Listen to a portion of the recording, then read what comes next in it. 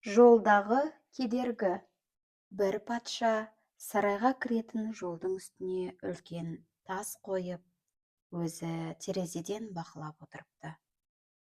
Көрейік, не болады екен?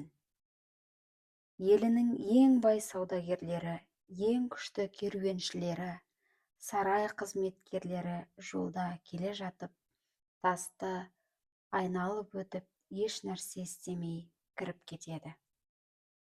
Кейбіреулері тасты көріп, дауыстап тұрып, патшаны сөге бастайды. Халықтан қаншама салық жинайды, бірақ жолдарын таза ұстай алмайды. Осы кезде бір ауыл шаруасы сарайға жеміс, көкөніс алып келе жатып, жол ортасындағы тасты көргенде, арқасынан жүгін жерге қойып, екі қолымен тасты итере бастайды. Қатты қиналып, қара терге батады. Ақыры соңында тасты жолдың шетіне шығарып, ығыстырып қояды. Жүгін қайтадан асынып жатқанда, тастың жатқан жерінен бір қалта көреді. Алып, ішін ашады. Қалташы алтынға толы болады.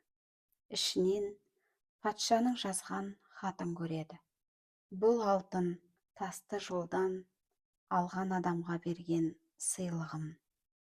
Патша. Осылайша бұл шаруа бүгінгі күні де көпшіліктің онша мән бере бермейтін мәселелерінде адамдарға үлгі болды. Мұның сияпатын дүние артығымен алды.